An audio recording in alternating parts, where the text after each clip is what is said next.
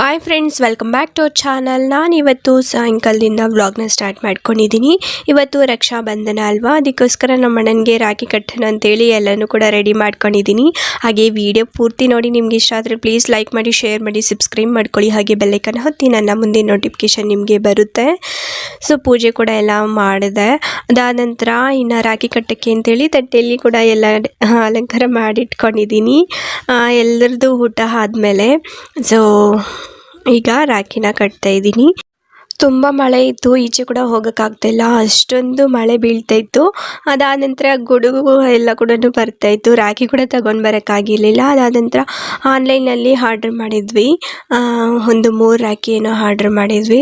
ಅದು ಕೂಡ ಬಂದು ಸ್ವೀಟ್ ಆರ್ಡ್ರ್ ಮಾಡಿದ್ರೆ ಸ್ವೀಟ್ ಕೂಡ ಖಾಲಿ ಆಗಿಬಿಟ್ಟಿತ್ತು. ಏಕೆಂದರೆ ಈಗ ವರಲಕ್ಷ್ಮಿ ಹಬ್ಬ ಹಾಗೆ ಮತ್ತು ರಕ್ಷಾಬಂಧನ ಇದೆಲ್ಲ ಕೂಡ ಬರ್ತಾ ಇದೆಯಲ್ವಾ, ಎಲ್ಲರೂ ಕೂಡ ಆರ್ಡ್ರ್ ಮಾಡಿಕೊಂಡು ಅದು ಬೇರೆ ಟೈಮ್ ಬೇರೆ ಆಗೋಗಿತ್ತು, ಮಳೆ ಬೇರೆ ಬರ್ತಾಯಿತ್ತಲ್ವಾ. ಸೊ ಇದಕ್ಕೋಸ್ಕರ ಸ್ವೀಟ್ ಕೂಡ ಆರ್ಡ್ರ್ ಆಗಿಲ್ಲ, ಕ್ಯಾನ್ಸಲ್ ಆಗೋಯಿತು. ಇನ್ನು ಮನೇಲೆ ಕೇಕ್ ಇತ್ತಲ್ವಾ, ನೆನ್ನೆ ಅವ್ರದ್ದು ಆ್ಯನಿವರ್ಸರಿ ಇದ್ದಾಗ ಕಟ್ ಮಾಡಿದ್ದು. ಸೊ ಅದು ಫ್ರಿಡ್ಜಲ್ಲಿ ಇಟ್ಕೊಂಡಿದ್ವಿ, ಅದನ್ನೇ ಸ್ವೀಟ್ ಕೂಡ ರೆಡಿ ಮಾಡ್ಕೊಂಡಿದ್ದೀನಿ. ನೋಡಿ, ಈಗ ಬಟ್ಟಿಗೆ ರಾಖಿ ಕಟ್ತಾ ಇದ್ದೀನಿ. ಪ್ರತಿ ವರ್ಷವೂ ನಾನು ಕಟ್ತಾ ಇರ್ತೀನಿ. ಚಿಕ್ಕ ವಯಸ್ಸಲ್ಲಿ ಅಂದರೆ ನನಗೆ ಮದುವೆ ಆಗೋಕ್ಕೆ ಮುಂಚೆ ಅಂದರೆ ಕಾಲೇಜ್ಗೆ ಬರೋಕ್ಕೆ ಮುಂಚೆ ನಾನು ರಾಖಿನೇ ಕಟ್ಟಿರಲಿಲ್ಲ. ಏಕೆಂದರೆ ನಾನು ಬಂದು ಊರಲ್ಲಿದ್ದೆ, ನಮ್ಮ ಅಣ್ಣವ್ರು ಬಂದು ಬ್ಯಾಂಗ್ಳೂರಲ್ಲೇ ಇದ್ದರು. ಅವರು ಚಿಕ್ಕವಾಗಿಂದ ಬ್ಯಾಂಗ್ಳೂರಲ್ಲೇ ಇದ್ದಿದ್ದು. ಅವಾಗ ಕರ್ಕೊಂಡು ಬರೋಕ್ಕಾಗ್ತಾ ಇದ್ದಿಲ್ವಲ್ಲ, ಆವಾಗ ಮನೆ ಕೂಡ ಇರಲಿಲ್ಲ ನಮಗೆ. ಸೊ ಅದಕ್ಕೋಸ್ಕರ ಕರ್ಕೊಂಡು ಬಂದು ಇಲ್ಲಿ ಯಾರು ಕಟ್ಟಿಸ್ತಾರೆ ಹೇಳಿ, ಅಮ್ಮನ ಕೂಡ ಗೊತ್ತಾಗ್ತಿರ್ಲಿಲ್ಲ. ಅದಕ್ಕೋಸ್ಕರ ನಾನು ಕಾಲೇಜಿಗೆ ಬಂದ ಮೇಲೆ ಆವಾಗಿಂದ ನಾನು ರಾಖಿ ಕಟ್ತಾಯಿದ್ದೀನಿ. ಆವಾಗಿಂದ ಪ್ರತಿ ವರ್ಷವೂ ಕೂಡ ನಾನು ಕಂಪಲ್ಸರಿಯಾಗಿ ನಾನು ಹೋಗಿಬಿಟ್ಟು ಕಟ್ಕೊಂಡು ಬರ್ತೀನಿ, ರಾಖಿ ಕಟ್ಟಿಬಿಟ್ಟು ಅಣ್ಣನಿಗೆ. ಅದಾದ ನಂತರ ರಾಖಿ ಎಲ್ಲ ಕಟ್ಟಿಬಿಟ್ಟು ಊಟ ಎಲ್ಲ ಮಾಡ್ಕೊಂಡ್ಬಿಟ್ಟು ನಮ್ಮ ಮನೆಯವರು ಕೂಡ ಬಂದರು. ಏಕೆಂದರೆ ನಾನು ಸ್ವಲ್ಪ ಹುಷಾರಾಗಿದ್ದೀನಿ, ಅದಕ್ಕೋಸ್ಕರ ಈಗ ಹೋಗಬೇಕಲ್ವ, ಇಲ್ಲೇ ಇರೋಕ್ಕಾಗಲ್ಲ. ಅದಕ್ಕೋಸ್ಕರ ಕರ್ಕೊಂಡು ಹೋಗು ಅಂಥೇಳಿ ಅವರು ಕೂಡ ನನ್ನನ್ನು ಕರ್ಕೊಂಡು ಹೋಗೋಕ್ಕೆ ಬಂದರು. ಇವತ್ತು ನೈಟ್ ಆಗಿಬಿಟ್ಟಿತ್ತಲ್ವ, ಬೆಳಗ್ಗೆ ಹೋಗೋಣ ಅಂಥೇಳಿ ಇಲ್ಲೇ ಇದ್ವಿ. ಸೊ ಅದಾದ ನಂತರ ಕೇಕ್ ತಿನ್ನಿಸ್ತಾ ಇದ್ವಲ್ಲ, ನಿನ್ನೆ ಆ್ಯನಿವರ್ಸರಿ ಇತ್ತಲ್ವ, ಆವಾಗ ಕೇಕ್ ತಂದಿದ್ದು 3 ಕೇಕ್ ತಂದಿದ್ದಲ್ವ, ಎಲ್ರಿಗೂ ಕೊಟ್ಟು ಇನ್ನೂ ಜಾಸ್ತಿನೇ ಮಿಕ್ಕೋಗಿತ್ತು. ಅದನ್ನೇ ಇವಾಗ ಸ್ವೀಟಾಗಿ ತಿನ್ನಿಸ್ತಾ ಇದ್ವಿ. ಅದಕ್ಕೋಸ್ಕರ ಅದನ್ನೇ ಮಾತಾಡ್ಕೊಂಡು ಹೋಗ್ತಾ ಇದ್ವಿ. ಅದಾದ ನಂತರ ರಾಖಿ ಎಲ್ಲ ಕಟ್ಟಾದಮೇಲೆ ಆಶೀರ್ವಾದ ತಗೋಬೇಕಲ್ವ, ಅದಕ್ಕೋಸ್ಕರ ಆಶೀರ್ವಾದ ತಗೊತಾ ಇದ್ದೀವಿ. ಸೊ ನೋಡಿ, ನಮ್ಮ ಅಣ್ಣನಿಗೆ ತುಂಬಾ ಭಕ್ತಿ ಜಾಸ್ತಿ. ನೋಡ್ತಾ ಇರ್ಬೋದು ಎಷ್ಟೊತ್ತು ಭಕ್ತಿಯಿಂದ ನಮಸ್ಕಾರ ಮಾಡ್ತಾರ. ಸೊ ದೇವಸ್ಥಾನಕ್ಕೆ ಹೋದ್ರೂ ಕೂಡ ಅಷ್ಟೇ, ತುಂಬ ಭಕ್ತಿ ಜಾಸ್ತಿ ಅಣ್ಣನಿಗೆ. ಇನ್ನು ಮನೆಯಲ್ಲಿ ಕೂಡ ಪೂಜೆ ಮಾಡ್ತಾನೆ ಇರ್ತಾರೆ ಅವರು ಕೂಡ. ಅದಾದ ನಂತರ ನಮ್ಮ ಮನೆಯವರು ಕೂಡ ಬಂದಿದ್ದಾರಲ್ವ, ನಮ್ಮ ತೇಜುಗೆ ಅವ್ರಿಗೆ ಅಣ್ಣ ಆಗಬೇಕಲ್ವ, ಅದಕ್ಕೋಸ್ಕರ ಅವ್ರಿಗೂ ಕೂಡ ಕಟ್ತಾ ಇದ್ದಾರೆ. ಅದಾದ ನಂತರ ನನಗೆ ಗೊತ್ತಿರಲಿಲ್ಲ, ಅಂದರೆ ಮನೇಲಿ ಯಾರಿಗೂ ಗೊತ್ತಿರಲಿಲ್ಲ, ಸರ್ಪ್ರೈಸಾಗಿ ಅವರು ನನಗೆ 1/4 kg ಕೂಡ ತಗೊಂಡು ಬಂದಿದ್ದರು. ತುಂಬ ಖುಷಿ ಆಯಿತು ನನಗೆ. ನೋಡಿ, ಇದು 1/4 kg ಯಾರಿಗೂ ಗೊತ್ತಿರಲಿಲ್ಲ, ಸೈಲೆಂಟಾಗಿ ತಗೊಬಂದು ಮನೇಲಿ ಇಟ್ಟಿದ್ದಾರೆ. ಅಂದರೆ ಅಂಗಡಿ ಹತ್ರನೇ ಒಂದು ಶಾಪ್ ಇದೆ, ಅಲ್ಲೇ ತಗೊಂಡು ಬಂದಿದ್ದರು. ಸೊ ಸರ್ಪ್ರೈಸಾಗಿ ನನಗೂ ಕೂಡ ಸರ್ಪ್ರೈಸ್ ಆಯಿತು. ಹಾಗೆ ಒಂದು ಫೋಟೋ ಕೂಡ ಇಳಿಸ್ಕೊತಾ ಇದ್ದೀನಿ. ವಿಡಿಯೋ ನಮ್ಮ ಅತ್ತಿಗೆ ಮಗ ತೆಗಿತಾ ಇದ್ದ, ಅಷ್ಟೊಂದು ಕ್ಲಾರಿಟಿಯಾಗಿ ತೆಗ್ದಿರಲಿಲ್ಲ. ನೋಡಿ ಹೇಗೆ ಕಾಣಿಸ್ತಿದ್ವಿ ಅಂತೇಳಿ. ಸೊ ಅದಾದ ನಂತರ ಗಿಫ್ಟ್ ಕೂಡ ತಗೊಂಡ್ವಲ್ಲ, ಹಾಕು ಅಂತ ಹೇಳ್ತಿದ್ರು ನಮ್ಮಮ್ಮ ಕೂಡ. ಆವಾಗ ಹಾಕಿ ನೋಡಿದ್ರೆ ಸ್ವಲ್ಪ ದೊಡ್ಡ ಸೈಜ್ ಆಯಿತು 1/4 ಚೈನು. ಅದಾದ ನಂತರ ನಾವು ಮನೆಗೆ ಹೋದಾಗ ಎಕ್ಸ್ಚೇಂಜ್ ಮಾಡ್ಕೊಳ್ಳೋಣ ಅಂಥೇಳಿ ಹಾಗೆ ಇಟ್ಕೊಂಡಿದ್ದೀವಿ. ಅದಾದ ನಂತರ ನಮ್ಮ ತೇಜು ಕೂಡ ನಮ್ಮ ಹಸ್ಬೆಂಡ್ಗೆ ರಾಖಿ ಕಟ್ತಿದ್ದಾರೆ. ನೋಡಿ, ಇವಳು ಕೂಡ ಹೋದ ವರ್ಷದಿಂದ ಕಟ್ತಾ ಇದ್ದಾಳೆ. ಸೊ ಈ ವರ್ಷವೂ ಕೂಡ ಕಟ್ತಿದ್ದಾಳೆ ನೋಡಿ. ಅದಾದ ನಂತರ ನಮ್ಮ ನಾದಿನಿ ಮಗ ಬಂದಿದ್ನಲ್ವ, ಅವನಿಗೂ ಕೂಡ ನಾನೇ ಕಟ್ಟೆ. ಏಕೆಂದರೆ ಇಬ್ಬರಿಗೂ ಅವ್ನು ಕಟ್ಟಿಲ್ಲ ಅಂದರೆ ಸ್ವಲ್ಪ ಬೇಜಾರಾಗುತ್ತಲ್ವ, ಅದಕ್ಕೋಸ್ಕರ ನನಗೂ ಕೂಡ ತಮ್ಮನ ವ್ಯವಸ್ಥೆ ಬರ್ತಾನಲ್ವ, ಅದಕ್ಕೋಸ್ಕರ ನಾನು ಅವ್ನಿಗೆ ಕಟ್ಟಿದ್ದೀನಿ. ಅದೇನು ಶೂಟ್ ಮಾಡ್ಕೊಂಡಿಲ್ಲ. ಸೊ ಈಗ ರಾಖಿ ಕಟ್ತಿದ್ದಾರೆ. ಸೊ ಅವಳು ಕೂಡ ರಾಖಿ ಕಟ್ಟಾದ್ಮೇಲೆ ಎಲ್ಲರೂ ಕೂಡ ಊಟ ಮಾಡಿಕೊಂಡು, ಇನ್ನು ನಮ್ಮ ಟಾಮಿ ನೋಡ್ತಾ ಇರ್ಬೋದು, ಅಲ್ಲಿ ಮಲ್ಕೊಂಡಿದೆ. ತುಂಬ ಸೈಲೆಂಟಾಗಿ ಆಗಿಬಿಟ್ಟಿದೆ. ನನ್ನನ್ನು ನೋಡಿ ತುಂಬ ದಿವಸ ಆಯ್ತಲ್ವ, ತುಂಬ ಎಕ್ಸೈಟ್ ಆಗಿಬಿಟ್ಟಿತ್ತು ನಮ್ಮ ಟಾಮಿ. ಬಂದ ತಕ್ಷಣ ಹಗ್ ಮಾಡ್ಕೊಬಿಡ್ತು. ಸೊ ಮುತ್ತೆಲ್ಲ ಕೊಟ್ಬಿಡುತ್ತೆ, ಅಷ್ಟೊಂದು ಇಷ್ಟ ನಾನಂದರೆ. ನಮ್ಮ ಮನೆಯವರು ಅಂದರೆ ಕೂಡ ಇಷ್ಟ, ಅದಕ್ಕೆ ಜಾಸ್ತಿ ಇಷ್ಟ ಅಂದರೆ ನಮ್ಮ ಮನೆಯವರೇ. ನಾನು ಯಾಕಂದರೆ ಹೊಡಿತಾ ಇರ್ತೀನಲ್ಲ ಆವಾಗವಾಗ, ಅದಕ್ಕೋಸ್ಕರ ಅಷ್ಟೊಂದು ಇಷ್ಟ ತೋರಿಸಲ್ಲ. ಅಂದರೆ ಇಷ್ಟನೇ, ತುಂಬ ಇಷ್ಟ. ಅಂದರೆ ನಮ್ಮ ಮನೆಯವರಂದರೆ ತುಂಬ ಇಷ್ಟ, ಅವರು ಹೊಡಿಯಲ್ವಲ್ಲ, ಅದಕ್ಕೋಸ್ಕರ. ಇನ್ನು ಆಶೀರ್ವಾದ ಕೂಡ ಮಾಡ್ತಿದ್ದಾರೆ ನೋಡಿ. ಇನ್ನು ಅವಳಿಗೂ ಕೂಡ ಗಿಫ್ಟ್ ತರೋಣ ಅಂದ್ಕೊಂಡಿದ್ರಂತೆ. ಅದು ಬರೋ ಟೈಮಲ್ಲಿ ಮರ್ತೋಗಿ ಬಂದುಬಿಟ್ಟಿದ್ದಾರೆ. ಇನ್ನು ಅಮೌಂಟ್ ಕೂಡ ಕೊಡ್ತಾ ಇದ್ದಾರೆ.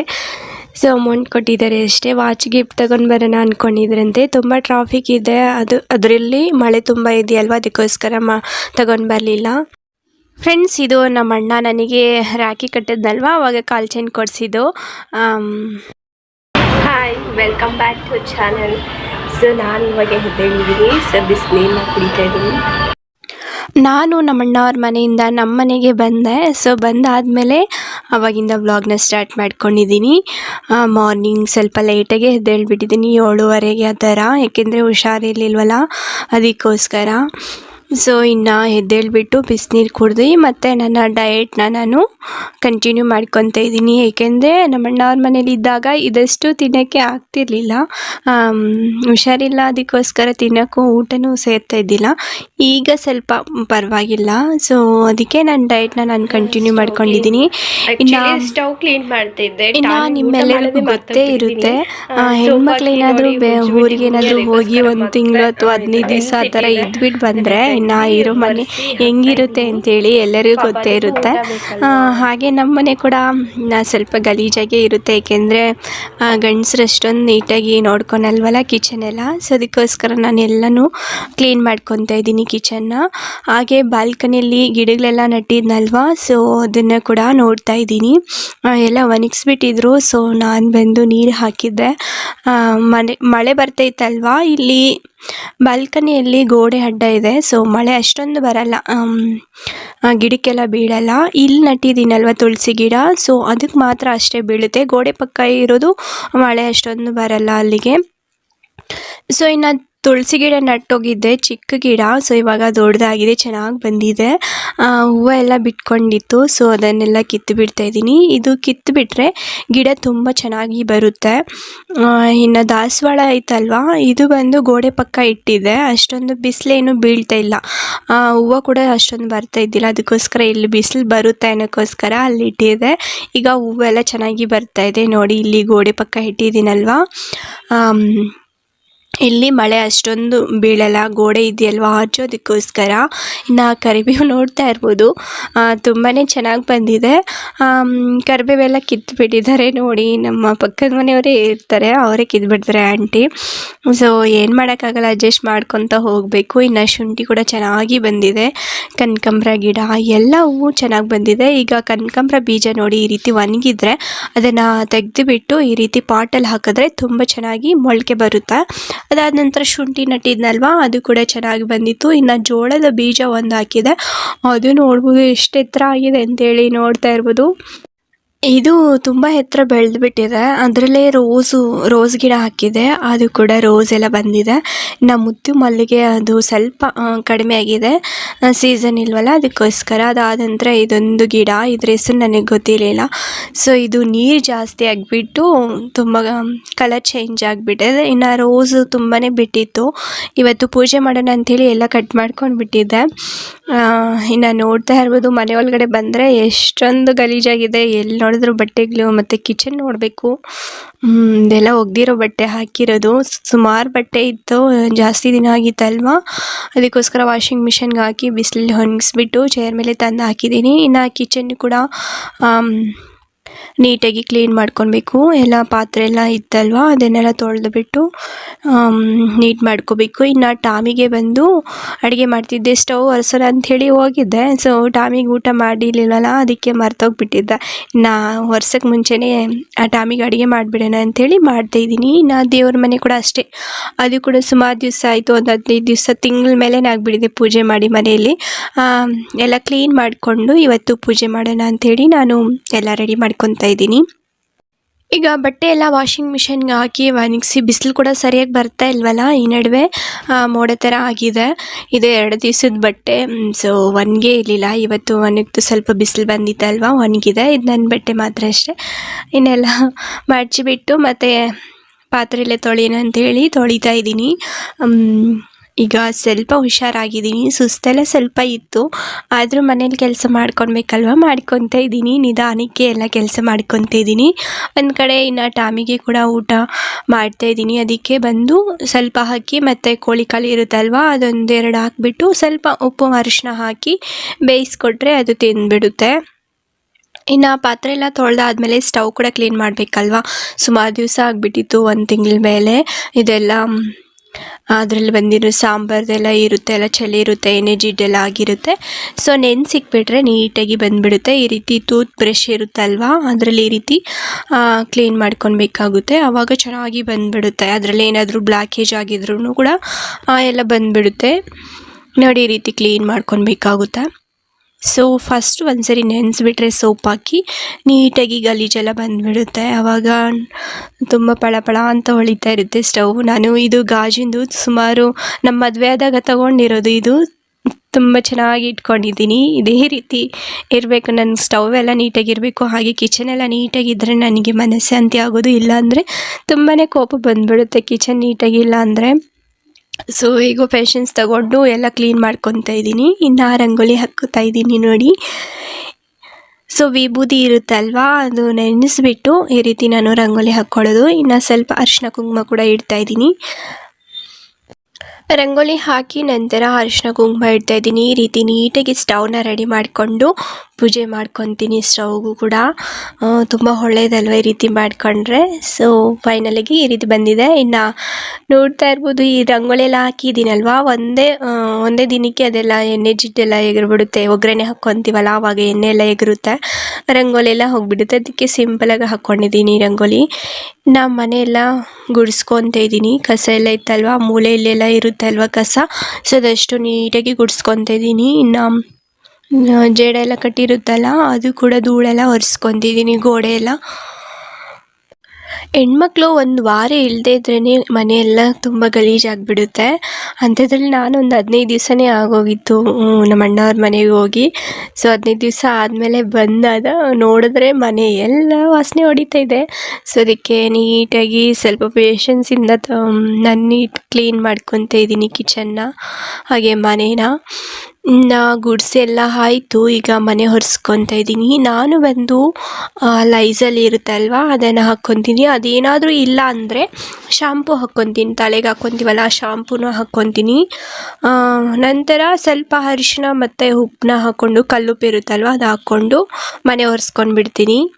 ನಂತರ ಟಾಮಿಗೂ ಕೂಡ ಸ್ನಾನ ಮಾಡಿಸಿ, ಸುಮಾರು ದಿನ ಆಗಿದೆ, ಅದು ಕೂಡ ವಾಸನೆ ಹೊಡಿತಾಯಿತ್ತು. ಅದಕ್ಕೋಸ್ಕರ ಅದಕ್ಕೂ ಕೂಡ ಸ್ನಾನ ಮಾಡಿಸಿ, ಟಾಮಿಗೂ ಕೂಡ ಸ್ನಾನ ಮಾಡಿಸಿ ಈಚೆ ಬಿಟ್ಟಿದ್ದೀನಿ.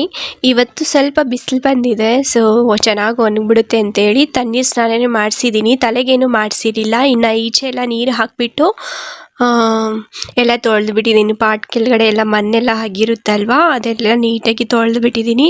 ಇನ್ನು ಕಿಚನ್ ಕೂಡ ನೀಟಾಗಿ ಕ್ಲೀನ್ ಮಾಡ್ಕೊಂಡ್ಬಿಟ್ಟಿದ್ದೀನಿ. ನೋಡಿ ಇವಾಗ ಎಷ್ಟು ಚೆನ್ನಾಗಿದೆ ಅಂಥೇಳಿ. ತುಂಬ ಮನಃಶಾಂತಿಯಿಂದ ಇರ್ಬೋದು ಈ ರೀತಿ ನೀಟಾಗಿದ್ದರೆ. ಅಡುಗೆ ಮಾಡೋಕ್ಕೂ ತುಂಬ ಇಂಟ್ರೆಸ್ಟ್ ಬರುತ್ತೆ. ಗಲೀಜಾಗಿದ್ದರೆ ಅಷ್ಟೊಂದು ಇಂಟ್ರೆಸ್ಟ್ ಬರೋಲ್ಲ ಅಡುಗೆ ಮಾಡೋಕ್ಕೆ. ಇನ್ನು ದೇವ್ರ ಮನೆ ಕೂಡ ನೀಟಾಗಿ ಒರೆಸ್ಕೊಂಡ್ಬಿಟ್ಟಿದ್ದೀನಿ. ಧೂಳೆಲ್ಲ ಬಿದ್ದಿರುತ್ತೆ ಅಲ್ವಾ, ಒಂದು ತಿಂಗಳಾಗಿದೆ ಪೂಜೆ ಮಾಡಿ. ಸೊ ಅದನ್ನು ಕೂಡ ನೀಟಾಗಿ ಒರೆಸ್ಕೊಂಡ್ಬಿಟ್ಟು ದೇವ್ರ ಸಾಮಾನೆಲ್ಲ ತೊಳೆದು ಎಲ್ಲ ಇಟ್ಕೊಂಡಿದ್ದೀನಿ. ಇನ್ನು ನಂದು ಕೂಡ ಸ್ನಾನ ಮುಗೀತು, ಸ್ನಾನ ಮುಗಿಸ್ಕೊಂಡು ಬಂದಿದ್ದೀನಿ. ಸ್ವಲ್ಪ ದಿನ ಮನೆಯಲ್ಲಿಲ್ಲ ಅಂದರೆ ಎಷ್ಟೊಂದು ಗಲೀಜಾಗುತ್ತೆ ಅಲ್ವಾ ಮನೆ. ಗಂಡಸ್ರಂದರೆ ಕೆಲ್ಸಕ್ಕೆ ಹೋಗಿ ಬರ್ತೆ, ಅವ್ರಿಗೂ ಸಾಕಾಗಿಬಿಟ್ಟಿರುತ್ತೆ, ಅಷ್ಟೊಂದು ಮನೆ ಕಡೆ ಗಮನ ಕೊಡಲ್ಲ. ಸೊ ನಂದು ಸ್ನಾನ ಮುಗೀತಲ್ವಾ, ಹಾಗೆ ಟಾಮಿಗೂ ಕೂಡ ಸ್ನಾನ ಮಾಡಿಸಿದ್ದೆ. ಬಿಸಿಲಲ್ಲಿ ಕಟ್ಟಾಕಿದ್ದೆ, ನೀಟಾಗಿ ಒಣಗಿದೆ, ತಾವೆಲ್ಲ ಹೋಗಿದೆ. ಈಗ ಟಾಮಿಗೆ ಬಟ್ಟೆ ಇಕ್ತಾ ಇದ್ದೀನಿ. ಅದಕ್ಕೆ ತಲೆ ಸ್ನಾನ ಏನು ಮಾಡಿಲ್ಲ, ಬರೀ ಮೈಗೆ ಮಾತ್ರ ಮಾಡಿದ್ದೀನಿ. ಏಕೆಂದರೆ ತಣ್ಣೀರು ಸ್ನಾನ ಮಾಡಿಸಿದ್ದೀನಿ, ಕೋಲ್ಡ್ ಆಗಿಬಿಡುತ್ತೆ ಅದಕ್ಕೂ ಅಂಥೇಳಿ ಬರೀ ಮೈಗೆ ಮಾತ್ರ ಮಾಡಿಸಿ ಈಗ ಬಟ್ಟೆ ಇಕ್ತಾ ಇದ್ದೀನಿ. ಎಷ್ಟು ಚೆನ್ನಾಗಿ ಇಟ್ಕೊಳುತ್ತೋ ಗೊತ್ತಾ, ಅದು ಚಿಕ್ಕವಾಗಿಂದ ರೂಢಿ ಆಗಿಬಿಟ್ಟಿದೆ ಅಲ್ವಾ, ಅದಕ್ಕೋಸ್ಕರ ಚೆನ್ನಾಗಿ ಬಟ್ಟೆ ಇಟ್ಸ್ಕೊಳುತ್ತೆ. ಅದಾದ ನಂತರ ಬಾಗಿಲು ಮುಂದೆ ನೀರೆಲ್ಲ ಹಾಕಿಬಿಟ್ಟು ಇಟ್ಟಿದ್ನಲ್ವಾ, ಅದು ಕೂಡ ಒಣಗಿತು. ಸೊ ಅದಾದ ನಂತರ ಬಾಗಿಲಿಗೆ ಅರಿಶಿನ ಉಜ್ತಾ ಇದ್ದೀನಿ. ನೋಡಿ, ಅರಿಶಿನ ಹಚ್ಬಿಟ್ಟು ಕುಂಕುಮ ಹಚ್ಚಿದ್ರೆ ತುಂಬ ಚೆನ್ನಾಗಿ ಕಾಣಿಸುತ್ತೆ ಬಾಗಿಲಲ್ಲಿ ಹೊಸ್ಲು. ಸೊ ಈಗ ಅರಿಶಿನ ಕುಂಕುಮ ಇಟ್ಬಿಟ್ಟು ರಂಗೋಲಿ ಎಲ್ಲ ಹಾಕಬೇಕು. ಫ್ರೆಂಡ್ಸ್, ಹಾಗೆ ನಾನು ಹಾಕ್ಕೊಂಡಿರುವಂತಹ ಒಂದು ನೈಟಿ ಕಲರ್ ಆಗಿಬಿಟ್ಟಿದೆ. ಏನು ಪ್ಯಾಚ್ ಇದೆ ಅಂತ ಅಂದ್ಕೋಬೇಡಿ. ಹೊಸ ನೈಟಿನೇ ತೊಗೊಂಡು ಬಂದಿದ್ದು. ಸೊ 2 ನೈಟಿ ಒಂದೇ ಬಕೆಟಲ್ಲಿ ಹಾಕಿ ನೆನೆಸಿದಾಗ ಅದು ಕಲರ್ ಆಗಿಬಿಡ್ತು. ನಮ್ಮಮ್ಮ ನೆನೆಸಿದ್ದು. ಸೊ ಬೇರೆ ನೈಟಿದು ಈ ನೈಟಿಗೆ ಕಲರ್ ಆಗಿಬಿಟ್ಟಿದೆ. ಹೊಸದಲ್ವಾ, ಇನ್ನು ಬಿಸಾಕೋಕ್ಕೂ ಮನಸ್ಸು ಬರಲಿಲ್ಲ. ಮನೆಯಲ್ಲೇ ಇರ್ತೀನಿ, ಇನ್ನೆಲ್ಲೋ ಹೋಗಲ್ವಲ್ಲ ಅಂಥೇಳಿ ಮನೇಲಿದ್ದಾಗ ಮಾತ್ರ ಹಾಕ್ಕೊತೀನಿ. ಈಗ ನೋಡಿ ರಂಗೋಲಿ ಹಾಕ್ತಾ ಇದ್ದೀನಿ. ಜಾಸ್ತಿ ದಿನ ಆಯ್ತಲ್ವ ರಂಗೋಲಿ ಹಾಕಿ ಮರ್ತೋಗ್ಬಿಡ್ತೀನಿ. ಒಂದೊಂದ್ಸರಿ ನೋಡಿದಾಗ ಜ್ಞಾಪಕ ಬರುತ್ತೆ ಈ ರಂಗೋಲಿ ಹಾಕಬೇಕು ಅಂತೇಳಿ. ಬಟ್ ರಂಗೋಲಿ ಹಾಕೋ ಟೈಮಲ್ಲಿ ನೆನಪೇ ಬರಲ್ಲ ಯಾವ ರೀತಿ ಹಾಕಬೇಕು ಅಂತೇಳಿ. ಡಿಸೈನ್ ಎಲ್ಲ ಮರ್ತೋಗ್ಬಿಟ್ಟಿರ್ತೀನಿ. ಸೊ ನನಗೆ ರಂಗೋಲಿ ಬಿಡಿಸ್ಬೇಕಂದ್ರೆ ತುಂಬಾ ಇಷ್ಟ. ಚೆನ್ನಾಗಿ ಹಾಕ್ತೀನಿ ರಂಗೋಲಿ. ಬಟ್ ಹಾಕೋ ಟೈಮಲ್ಲಿ ನಾನು ಮರ್ತೋಗ್ಬಿಡ್ತೀನಿ. ಇವಾಗ ಟಾಮಿ ಇರೋದ್ರಿಂದ ನೋಡಿ ಹಾಕಿದ್ದೀನಲ್ವ, ಒಂದೇ ಒಂದು ದಿನ ಕೂಡ ಇರಲ್ಲ. 5 ನಿಮಿಷಕ್ಕೂ ಎಲ್ಲ ಒರೆಸ್ಬಿಡುತ್ತೆ ಟಾಮಿ. ಅದಕ್ಕೋಸ್ಕರ ಹಾಕೋದೇ ಇಲ್ಲ ನಾನು ರಂಗೋಲಿ. ಯಾವಾಗಾದರೂ ಶುಕ್ರವಾರ, ಶನಿವಾರ, ಸೋಮವಾರ ಈ ರೀತಿ ಮಾತ್ರ ಹಾಕ್ಕೊತೀನಿ. ಇನ್ನು ಪೂಜೆ ಕೂಡ ಮುಗೀತು ನೋಡಿ. ಪೂಜೆ ಕೂಡ ನೀಟಾಗಿ ಮಾಡಿಕೊಂಡು ಸ್ವಲ್ಪ ಮನಸ್ಸಿಗೆ ನೆಮ್ಮದಿಯಾಗಿರುತ್ತೆ ನನಗೆ. ಈ ರೀತಿ ಮನೆಯೆಲ್ಲ ನೀಟಾಗಿ ಕ್ಲೀನ್ ಮಾಡಿ ಪೂಜೆ ಮಾಡಿಕೊಂಡ್ರೆ ತುಂಬ ಪ್ರಶಾಂತವಾಗಿರುತ್ತೆ. ಇವತ್ತು ಗುರುವಾರ ಪೂಜೆ ಮಾಡ್ತಾಯಿದ್ದೀನಿ ನಾನು ರಾಯರಿಗೆ. ಸೊ ಅದಾದ ನಂತರ ಜ್ಯೂಸ್ ಕೊಡೋಣ ಅಂತೇಳಿ ಎಲ್ಲ ಕೆಲಸ ಮಾಡಿ ತುಂಬಾ ಸುಸ್ತಾಗಿಬಿಟ್ಟಿತ್ತು. ಅದಕ್ಕೋಸ್ಕರ ಜ್ಯೂಸ್ ಮಾಡೋಣ ಅಂತೇಳಿ ಇದಕ್ಕೆ ಜ್ಯೂಸ್ಗೆ ಓಟ್ಸು ಮತ್ತು ನೆನೆಸಿರುವಂತಹ ಡ್ರೈ ಫ್ರೂಟ್ಸು, ಒಂದು ಆಪಲ್ನ ತಗೊಂಡು ಅದಕ್ಕೆ ಚಿಯಾ ಸೀಡ್ಸ್ನ ನೆನೆಸಿಟ್ಕೊಂಡಿದ್ದೆ, ಅದನ್ನು ಹಾಕಿ ಜ್ಯೂಸ್ ಮಾಡಿಕೊಂಡು ಕುಡ್ಕೊಂಡೆ. ಸೊ ವಿಡಿಯೋ ಇಷ್ಟ ಆಗಿದರೆ ಪ್ಲೀಸ್ ಲೈಕ್ ಮಾಡಿ, ಶೇರ್ ಮಾಡಿ, ಸಬ್ಸ್ಕ್ರೈಬ್ ಮಾಡಿ, ಹಾಗೆ ಬೆಲ್ಲೈಕನ್ನ ಒತ್ತಿ. ನನ್ನ ಮುಂದಿನ ನೋಟಿಫಿಕೇಷನ್ ನಿಮಗೆ ಬರುತ್ತೆ. ಮುಂದಿನ ವಿಡಿಯೋದಲ್ಲಿ ಸಿಗೋಣ. ಅಲ್ಲಿವರೆಗೂ ಬಾಯ್ ಬಾಯ್, ಟೇಕ್ ಕೇರ್ ಫ್ರೆಂಡ್ಸ್.